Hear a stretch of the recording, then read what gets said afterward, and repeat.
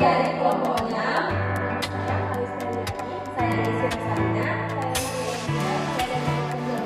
Pada video ini kami akan menjelaskan manajemen pelayanan gizi pada bayi dan balita pasca bencana untuk memenuhi mata kuliah manajemen pelayanan makanan dan gizi.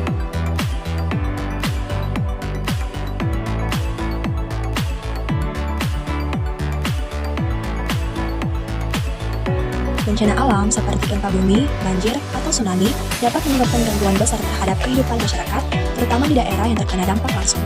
Salah satu kelompok yang paling rentan dalam situasi darurat pasca bencana adalah balita. Bayi dan balita seringkali mengalami peningkatan risiko gizi buruk, kekurangan gizi, dan berbagai penyakit akibat kurangnya akses ke makanan bergizi, air bersih, serta layanan kesehatan. Berikut faktor akibat dari bencana alam. Yang pertama, kurang gizi pada bayi dan balita. Kurang gizi dapat berbentuk wasting atau berat badan rendah terhadap tinggi badan, tanda adanya kekurangan gizi akut, stunting atau tinggi badan rendah terhadap umur menunjukkan kekurangan gizi kronis, dan berat badan rendah atau underweight yang bisa disebabkan oleh kombinasi kekurangan gizi akut dan kronis.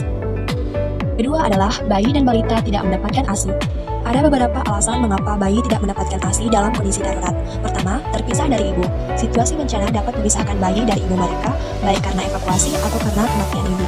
Kedua, stres pada ibu. Stres yang diakibatkan oleh bencana dapat mempengaruhi produksi ASI, sehingga ibu tidak dapat memberikan ASI secara optimal. Ketiga, ketiadaan dukungan menyusui. Dalam situasi darurat, dukungan yang biasanya diberikan untuk ibu menyusui, seperti konseling dan fasilitas menyusui, mungkin tidak tersedia. 3. Memburuknya status gizi masyarakat. Beberapa faktor yang berkontribusi pada kondisi ini meliputi 1. Keterbatasan pangan. Bencana dapat merusak lahan pertanian, mengganggu distribusi pangan, dan menghilangkan sumber pangan lokal. Ketika pangan lokal tidak tersedia, masyarakat hanya bergantung pada bantuan makanan. Kedua, terbatasnya akses ke pangan bergizi.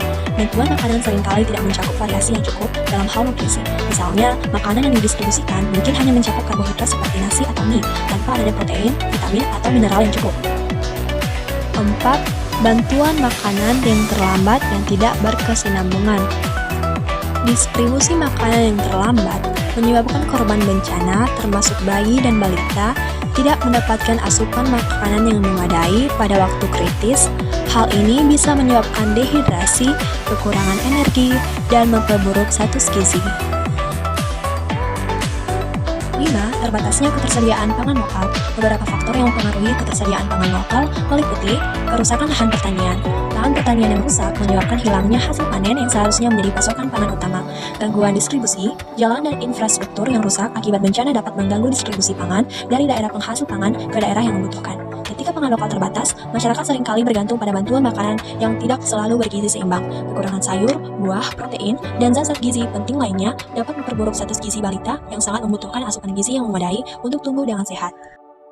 Kegiatan penanganan gizi pada situasi bencana perlu dikoordinasikan agar efektif dan efisien, antara lain 1. Perhitungan kebutuhan ransum, 2. Penyusunan menu 2100 kilokalori, 50 gram protein, dan 4 gram lemak, 3. Penyusunan menu untuk kelompok rentan, 4. Pendampingan penyelenggaraan makanan sejak dari persiapan sampai pendistribusian, 5. Pengawasan logistik bantuan bahan makanan, termasuk bantuan susu formula bayi.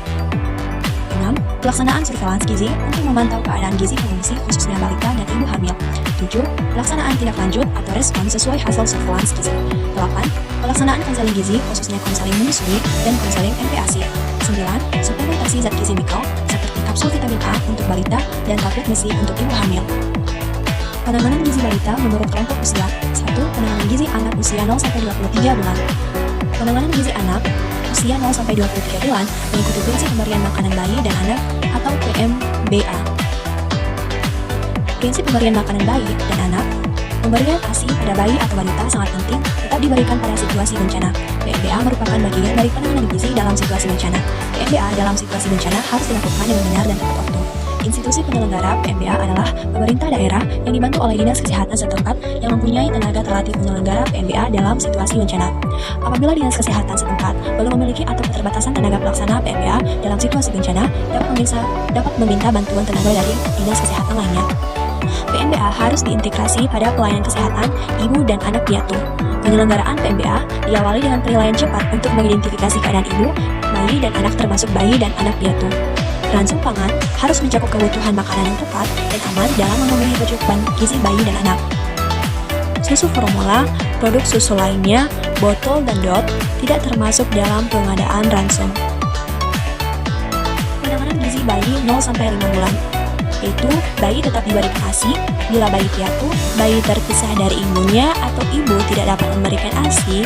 Diupayakan bayi mendapat bantuan ibu susu atau donor dengan persyaratan permintaan ibu kandung atau keluarga bayi yang bersangkutan. Bila tidak memungkinkan bayi mendapat ibu susu atau donor, bayi diberikan susu formula dengan pengawasan atau didampingi oleh petugas kesehatan. Penanganan gizi anak usia 6-23 bulan. Balita tetap diberikan ASI, pemberian MPASI yang disertifikasi dengan zat gizi makro, pabrikan atau makanan lokal pada anak usia 6-23 bulan. Pemberian makanan olahan yang berasal dari bantuan rahasia umum yang mempunyai nilai gizi tinggi. Pemberian kapsul vitamin A biru bagi yang berusia 6-11 bulan dan kapsul vitamin A merah bagi anak berusia 12-59 bulan. Dapur umum sebaiknya menyediakan makanan untuk anak usia 6-23 bulan. Air minum dalam kemasan diupayakan selalu tersedia di tempat pengungsian. Penanganan gizi anak balita 24-59 bulan, yaitu hindari penggunaan susu dan makanan lain yang penyiapannya menggunakan air penyimpanan yang tidak higienis karena berisiko terjadinya diare, infeksi, dan keracunan. Keragaman menu makanan dan jadwal pemberian makanan disesuaikan dengan kemampuan tenaga pelaksana. Pemberian kapsul vitamin A dan makanan utama yang diberikan sebaiknya berasal dari makanan keluarga yang tinggi energi, vitamin, dan mineral.